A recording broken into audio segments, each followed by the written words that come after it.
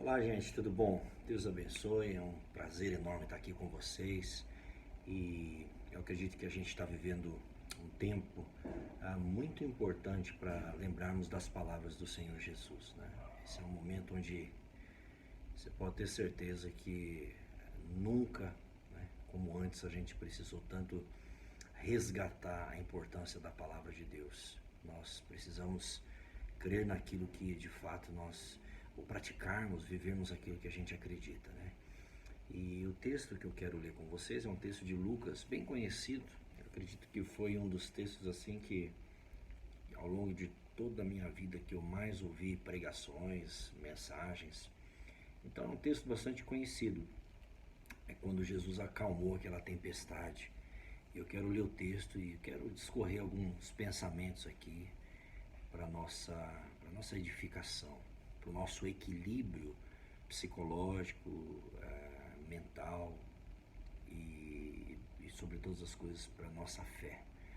O texto diz assim: aconteceu que num daqueles dias Jesus entrou num barco em companhia dos seus discípulos e lhes disse: vamos passar para outra margem do lago. E partiram. Enquanto navegavam, ele adormeceu. E sobreveio uma tempestade de vento no lago, e eles corriam perigo. Chegando-se Jesus, os seus discípulos o despertaram, dizendo: Mestre, mestre, estamos perecendo. Levantando-se Jesus, repreendeu o vento, a fúria da água. Tudo cessou e ficou bem calmo. Então Jesus lhes perguntou: vocês não têm fé? Eles, possuídos de temor e admiração, diziam uns aos outros: quem é este que até manda nos ventos e nas ondas e lhes obedecem?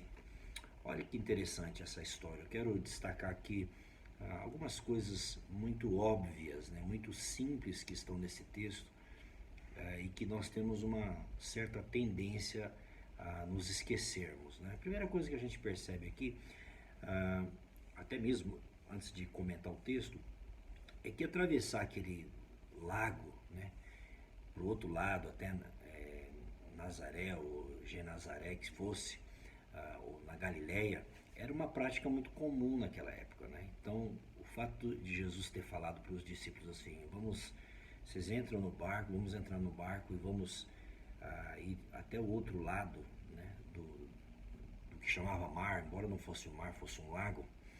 Era uma prática muito comum, né? Eu tenho certeza que os discípulos já tinham esquecido a quantidade de vezes que eles fizeram esse trajeto. Era uma coisa da rotina, era uma coisa do dia a dia, né? Considerando que desses 12 discípulos de Jesus, pelo menos 7 deles eram pescadores. Então era uma coisa assim absolutamente comum, né? Uma coisa normal atravessar, né? Só que esse dia, esse lago, né, que a Bíblia chama de mar, ficou um tanto quanto agitado, né? Ficou um tanto quanto turbulento. E aquilo, né, com certeza atacou os discípulos, né? Eles foram acometidos pelo medo, pelo desespero, pela histeria, com a possibilidade de perderem as suas vidas, né? Mas eles não sabiam que aquele dia Jesus tinha agendado um teste de fé. Aquele dia Jesus tinha programado um encontro importante, porque a gente vai perceber que até o final dessa história, que Jesus confrontou os seus discípulos e Jesus expandiu a compreensão dos discípulos a respeito de quem ele era, né? Porque parece que é uma coisa meio que uma tendência nossa, né? À medida que os problemas vão se avolumando, as circunstâncias vão saindo do nosso controle, Jesus vai ficando pequeno, né, diante das tempestades da vida. Jesus vai perdendo a sua força, né, o seu poder de reverter as circunstâncias. Isso é muito próprio nosso. Mas Jesus queria ensinar lições preciosas para os seus discípulos. A gente tem que ter em perspectiva também, né, que Jesus não ficaria muito tempo com os discípulos e que eles deveriam continuar sendo seus seguidores e levando essa fé, levando essa dependência de Deus para as próximas gerações. Então veja a importância que nós como igreja temos na sociedade, nesse momento de calamidade, nesse momento de histeria coletiva, de histeria da mídia, histeria para todo lado, né? Então, está todo mundo com um sentimento de derrota, de medo, né? As pessoas não estão apenas trancafiadas em relação ao vírus que está lá fora, as pessoas estão trancafiadas em relação à própria incerteza do futuro, a incerteza da vida. E isso é muito perigoso, né? Quando a gente se entrega a esse tipo de atitude nos momentos que a gente está vivendo hoje, né? Mas olha que interessante, eu quero destacar algumas coisas aqui nesse texto. Primeira coisa, o fato dos discípulos terem entrado naquele barco, eles não fizeram nada de errado pelo fato de entrarem naquele barco, né? Então logo em seguida vem aquela tempestade e talvez a gente questione, né? Puxa vida, os discípulos fizeram a vontade de Deus, eles tinham a certeza que foi uma ordem de Jesus, eles não entraram porque eles simplesmente, casuisticamente ou circunstancialmente, eles queriam atravessar o barco, né? Então podemos dizer sem dúvida nenhuma que estar dentro daquele barco era a vontade de Deus naquele momento para eles, foi uma ordem de Jesus. E aqui é onde a gente começa a pensar o seguinte: existe muitas vezes um sentimento e às vezes até uma noção, uma ideia de que o fato de você estar passando por algum tipo de tempestade ou algum tipo né, de solapo na sua vida, de ataque na sua vida, seja necessariamente porque você está fora da vontade de Deus, né? Essa é uma teologia simplista, um pensamento simplista, né? Do tipo dos amigos de Jó, né? Você deve ter feito alguma coisa para estar passando o que você passou, Jó. Não é possível, você deve ter alguma dívida com Deus, você deve ter algum pecado oculto na sua vida. Pode ser, né? A Bíblia também trata dessa possibilidade, mas não necessariamente 100% em todos os momentos, em todas as ocasiões, de forma alguma, né? Mas de fato aquilo era um teste que os discípulos estavam passando, e às vezes Deus nos testa no centro da sua vontade. É importante entender que existem testes, existem provações exatamente no centro da vontade de Deus, né? Por que isso? Eu vejo o amor de Deus. Esse teste não é para destruir a nossa fé. Esse teste é para agregar, é para trazer valores, é para expandir a nossa visão. Talvez nós estejamos numa situação muito confortável, né? Uma zona de conforto em relação à nossa vida espiritual. E Deus quer que a gente se estique, né? Deus quer que a gente possa ganhar, que a nossa fé ganhe robustez, né? Que a nossa fé ganhe dimensões que são essenciais para os novos desafios. Então, para os novos desafios, a gente não pode ter a fé que a gente tem, né? Para aquilo que está adiante. Então, alguma coisa precisa, alguns músculos precisam ser desenvolvidos, né? Criados, se nós desejamos suportar um peso maior, né? Se quisermos avançar de alguma forma, né?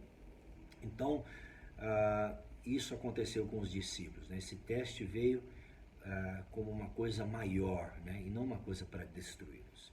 Outra coisa que a gente percebe aqui é que os discípulos rapidamente esqueceram as palavras de Jesus, né? Isso a gente vai notar claramente que antes da tempestade acontecer, o texto diz, né? E lhes disse, que aqui é Jesus falando, vamos passar para o outro lago, né? Outro lado do lago, né? Então, peraí, quem nos deu a ordem para a gente entrar nessa tempestade ou entrar nesse lago foi Jesus. E se essa tempestade aconteceu no caminho, você pode ter certeza que foi por uma vontade permissiva, foi por uma permissão dele, né? Então, não importa o que aconteça no caminho, não importa o que aconteça na trajetória, ele deu uma ordem para sair do outro lado, ele deu uma ordem para a gente entrar nesse barco. Então, a gente precisa se lembrar disso o tempo todo, que nós não somos o criador de nós mesmos, né? Nós não somos os gestores da nossa própria existência. Não foi eu quem me criei, não foi você que que se criou, que te criou. Nós somos resultado de uma vontade de Deus, né? Então, entenda, se no teu coração, sinceramente, você sabe que você não está fazendo nada fora da vontade de Deus, que a sua vida está alinhada com os propósitos de Deus, então entenda que essas tempestades também fazem parte da escola de Deus, também fazem parte do treinamento de Deus. Então, de alguma forma, você vai chegar do outro lado. Os discípulos tinham que descansar nessa certeza de que não importam, né, as circunstâncias que eles estivessem enfrentando no caminho, eles iriam com certeza chegar do outro lado. E eu digo a mesma coisa para você. Os propósitos de Deus, a palavra de Deus é quem decide, né, em última instância, o que deve prevalecer nas nossas vidas, né? E por último, quero destacar aqui nesse texto, né, que se os discípulos tivessem prestado atenção em Jesus, né, eles teriam provavelmente também dormido, né? Isso é claro, porque quando Jesus entra no barco, ele está cansado. Com certeza os discípulos também estariam cansados, porque eles estavam ali o tempo todo com Jesus. Quando Jesus descansou, eles teriam feito a mesma coisa, eles teriam entrado no barco e feito a mesma coisa, mas olha que interessante, eles não fizeram. Ao invés de copiarem o exemplo de Jesus, eles simplesmente ficaram desesperados, olhando para as circunstâncias, né? Então, quando o barco começou a ser solapado pela tempestade, eles se desesperaram, eles acordaram Jesus em pânico, em desespero total, né? E olha a diferença da criação, né? Jesus dá uma ordem para a criação e para o vento, para a tempestade, e eles logo se acalmam, né? Às vezes eu acho que Deus tem muito mais controle sobre aquilo que é inanimado, né? Sobre a criação, do que muitas vezes sobre nós, que somos supostamente racionais e seres que têm fé, né? Às vezes a dificuldade de Jesus não é com a natureza, não é dar ordem para uma tempestade ela se acalmar, é acalmar o nosso coração, porque às vezes nós damos lugar, às vezes nós racionalizamos o nosso medo, às vezes nós tratamos o nosso medo dando uma dimensão para ele muito mais do que para o poder de Deus, aquilo que Jesus Cristo é, né? Então Jesus repreendeu a tempestade. E o texto diz também que logo depois que Jesus repreendeu a tempestade, ele repreendeu os discípulos também, né? Ele repreendeu os discípulos porque ali era uma oportunidade dos discípulos terem repreendido a tempestade. Ali era uma oportunidade dos discípulos confiarem, descansarem e agirem com fé, agirem com certeza. Eu não estou falando de uma fé irresponsável, uma fé que se expõe ao risco de forma desnecessária, mas quando, né, as circunstâncias vierem, eu preciso ter uma atitude corajosa, ousada em Deus, para que a gente não seja intimidado pelas circunstâncias, né? Porque a tempestade da vida, seja o corona, seja o nome que você quiser dar para essa tempestade, um dos objetivos dela é paralisar a sua fé. E se o medo se estabelecer, você não consegue fazer nada. Aí a gente fica racionalizando, dando explicações justificativas, porque lá dentro de nós o que está realmente nos dominando não é a palavra de Jesus, mas é o medo de afundar, é o medo que isso venha a ser maior do que os propósitos de Deus. Então é importante a gente lembrar que Deus está no comando, que se Jesus deu uma ordem, o que ele falou vai acontecer, e que nós podemos descansar na autoridade última de Jesus. E era isso que Jesus queria que os discípulos aprendessem, que o nosso Messias é maior do que qualquer tempestade, que o nosso Messias é maior do que todas as circunstâncias, tá bom? Deus abençoe e avive a sua fé pela palavra de Deus, em nome de Jesus. Amém.